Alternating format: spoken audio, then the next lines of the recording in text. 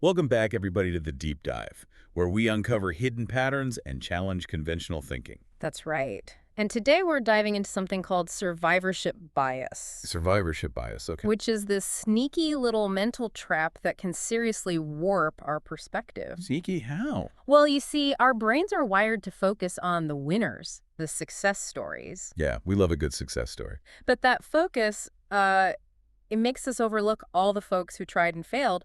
Their stories are often hidden. So kind of like we only see the tip of the iceberg, right? Exactly. It's like judging a restaurant based only on the 5-star reviews. Makes sense. You're probably going to miss out on some hidden gems. And potentially make some bad choices based on incomplete information. Okay, so how does this survivorship bias thing play out in real life? Well, let me give you a fascinating example from World War II. Oh, I love a good war story. Lay it on me. So during the war, the military was trying to figure out how to better protect their bombers. They were losing a lot of planes. Makes sense. It was a dangerous time to be flying. So naturally, they looked at the bombers that returned from missions and analyzed the damage patterns. So they could reinforce the areas that got hit the most, right? Exactly. Yeah. Seems logical, but here's where survivorship bias comes in. Okay, I'm listening. A brilliant statistician named Abraham Wald pointed out that they were only looking at the survivors, the planes that made it back. Oh, right. What about the planes that didn't make it? What about them? Precisely. The planes that were shot down, they couldn't tell their story. So the damage patterns on the surviving planes might not have been the most important information? Exactly. Wald argued that the areas with NO damage on the returning planes were likely the most vulnerable spots. Because if a plane got hit in those spots, it wouldn't survive to return. Exactly. Mind blown. Right. Wow. Yeah. Talk about a blind spot. And that's the danger of survivorship bias. We focus on what's visible and miss the crucial information hidden in the shadows. It's like looking at a forest and only seeing the tallest trees. You completely miss the undergrowth and the complex ecosystem below. Exactly. And that limited perspective can lead us to make some pretty bad decisions. So how do we avoid falling into this trap? Well, that's what we'll explore next. Stay tuned. This is getting really interesting. I can't wait to hear more. Okay, so we've talked about this World War II example. What are some modern examples of survivorship bias? Well, think about the startup world for a second. Yeah, startups. We're constantly bombarded with stories of entrepreneurs who struck gold. Right, like those garage to riches stories. Those are everywhere. Exactly. But here's the catch. The vast majority of startups fail. Something like 90% within the first few years. Wow, 90%, that many. Yep, but we rarely hear about those failures. That's true. We only really hear about the successes. So we get this distorted view of what it actually takes to succeed in the startup world. So you're saying we might be getting a very optimistic view of entrepreneurship. Exactly. It's not to say that those success stories aren't inspiring or valuable, but they only represent a tiny fraction of the overall picture. Okay, I see what you mean. So what about other areas? Where else does this survivorship bias pop up? Well, how about creative industries? Think about musicians, writers, artists. Right. We often hear about those overnight success stories, the ones where somebody just seems to explode onto the scene. But behind every overnight success, there are probably years of hard work and struggle. Exactly. Years of practice, rejection, and perseverance that we don't see. So it's like we're only getting the highlight reel, not the behind-the-scenes footage. Exactly. And that can create this illusion that success is easy or happens quickly. Makes sense. So what about the online world? Oh, social media is a breeding ground for survivorship bias. I bet. We see these influencers with millions of followers and perfectly curated lives. Yeah, and we might start to compare ourselves and feel inadequate.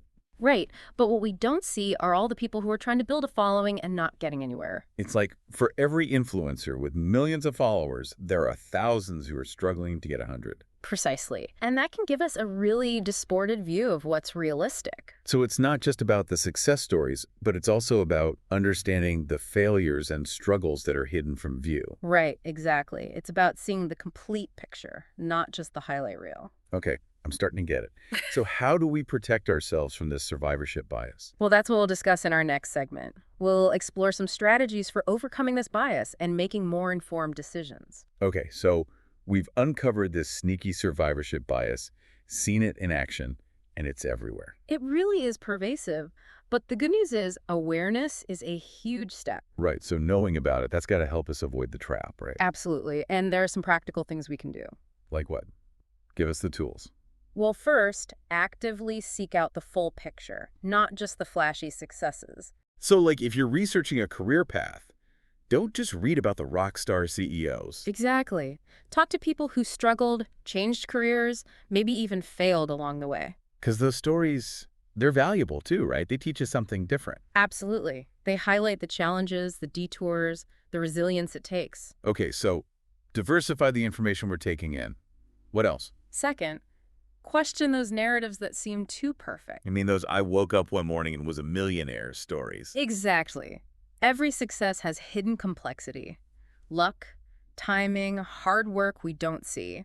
It's like, don't compare your chapter 1 to someone else's chapter 20. Exactly. Everyone's journey is unique. Focus on your own path, your own progress. This is making me think about those motivational quotes we see everywhere. Oh, yeah, those can be tricky. They can be inspiring, but sometimes overly simplistic, right? Right. They often lack context, the struggles, the failures that came before the triumph. So maybe a dose of healthy skepticism is good when we're consuming information. Definitely. Ask yourself, what's the full story here? What am I not seeing? It's almost like being a detective, right? Mm-hmm. Looking for clues, piecing together the full picture. Exactly. And that critical thinking, it can help us set realistic expectations too. Right, because survivorship bias can make us think success is easy and guaranteed. Right. But understanding the odds, the hard work, the setbacks involved. That can help us be more prepared for the challenges that inevitably come up. Precisely. It's not about being pessimistic, but about having a balanced perspective. So as we wrap up this deep dive into survivorship bias, what are the key takeaways for our listeners?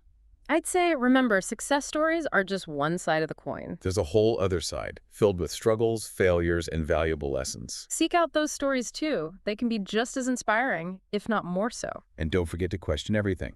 Don't take anything at face value. Be curious, be critical, and be open to learning from all experiences, good and bad. That's great advice. So to our listeners, thanks for joining us on this deep dive. Remember, understanding survivorship bias is a powerful tool for making better decisions and navigating a complex world. Keep those questions coming, and until next time, stay curious.